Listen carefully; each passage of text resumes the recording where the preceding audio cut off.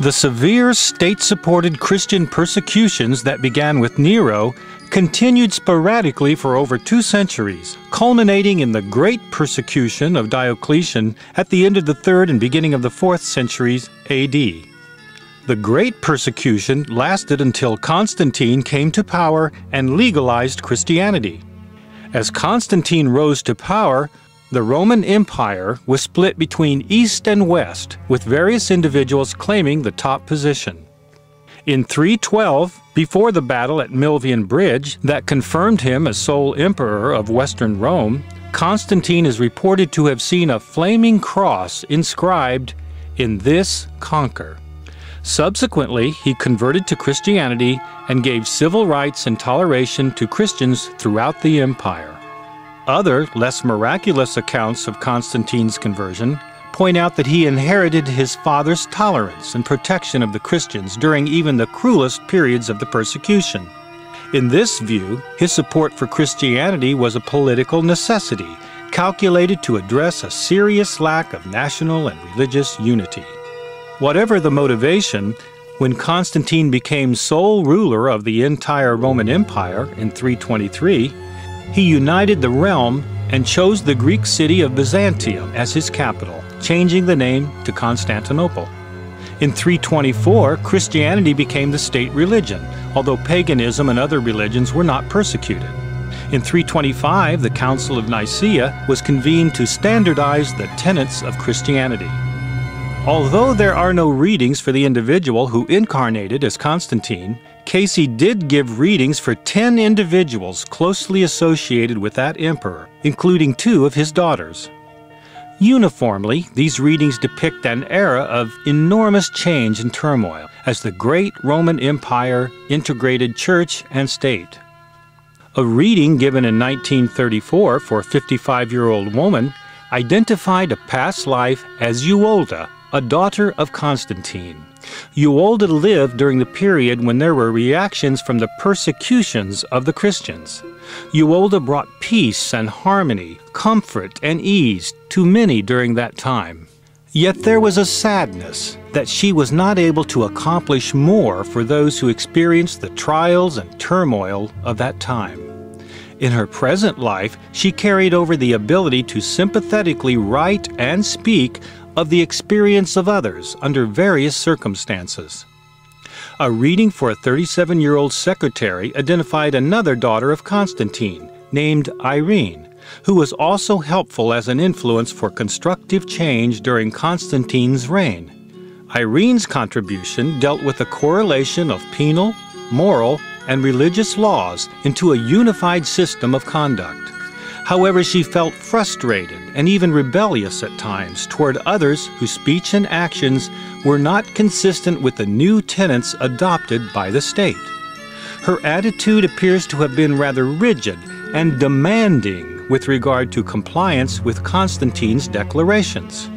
In her present life, she had little patience for those who were boastful of themselves, preferring a more modest or conservative style of living, consistent and devoid of hypocrisy. A reading for a 46-year-old woman stated that she had lived in the household of those very close to the ruler Constantine.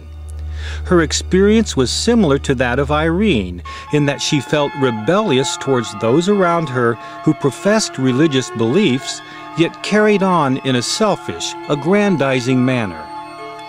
Eventually, she consecrated her life to a cloister, which later became known as the Sisters of Mercy.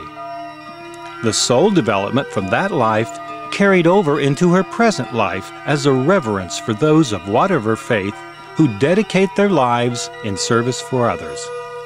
A reading for a 62-year-old woman also pointed to a past life in the household of Constantine during that period of immense change when there was a turning from worldly thought and a uniting of church and state. As Elizabeth, her position within that noble household allowed her to understand the intention of the ruler to improve the lives of the lower class and raise the consciousness of the citizenry through the social reforms that he had initiated. In her present life, this woman had an innate understanding of social dynamics, of the proper relationship between employer and employee, and how it can be translated into commercial or business success, especially with regard to horticulture. A 36-year-old contractor was told that he had a past life as an armor-bearer or aide to Constantine. As Guelli, the entity came to question the motives of those around him as to religious or spiritual affiliations and their activities in same. Not that he was averse to religious principles, but questioned what prompts individuals to make such choices, especially those in authority with the power to influence a nation. From that experience, he carried over into his present life an urge to be near or dependent upon those in both religious and political authority. In a similar pattern, a 52-year-old woman was told that she had been close to Constantine, serving as physician, barber, clerk, and footman with the name Abbe Delahume.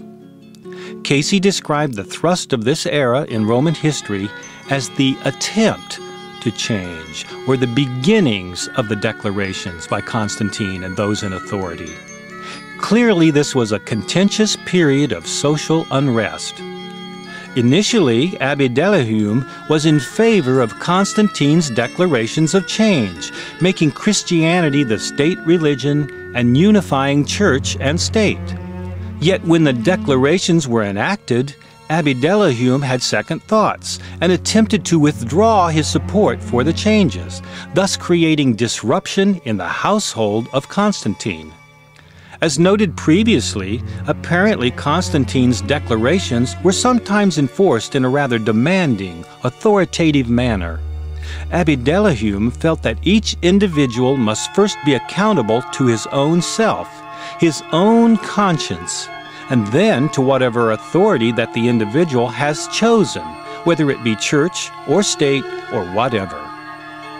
The theme of freedom of choice is echoed in another reading, this one given for a 76-year-old man who is said to have been Eundar at the time of Constantine. Eundar struggled with the question of whether freedom of choice could be detrimental, unless controlled or directed by those in authority to countermand or demand what is the appropriate activity for that individual.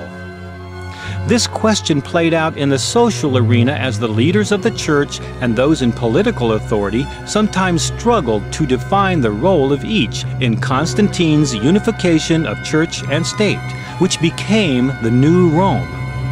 Eundar came to the conclusion that the choice must be within the individual, rather than dictated by an authority, no matter how well-intentioned. A 60-year-old salesman received a reading placing him in Rome during Constantine's rule, where he was assigned the task of hunting out records made by the early disciples of Jesus. In the name Conti, this man accomplished much in terms of gathering the information, yet lost spiritually when his motives were clouded with self-glorification and self-indulgence. In his present life, he again found himself in a position where many could benefit from his accomplishments if he could set aside the desire for self-glorification. A 49-year-old man was told that he had been a Roman soldier by the name of Glaudion during the time when Constantine attempted to change the religious attitude of the people. Glaudion was sympathetic to those who resisted the changes, sincerely believing that Constantine was wrong in uniting church and state. Cayce noted that although sincerity may be manifest and a positive soul quality, the ideal may be wrong. Glaudion lost faith in himself and his resistance to change, bringing on physical debilitation and poor health. In his present life, this man found himself to be capable, willing, and high-minded, yet too often easily discouraged because he was not grounded in an ideal to guide his choices and actions. These several past life examples suggest that the changes enacted by Constantine brought turmoil and difficulty, even within his own household. Historians typically regard Constantine as a champion of open-minded religious views. The Cayce readings indicate that there was apparently some fairly heavy-handed coercion to adopt the Christian faith and live by its principles. The word demand came up in a couple of these readings, suggesting an authoritative style. The question of freedom of choice was also mentioned in a couple of these readings, again suggesting a forceful, top-down approach to change.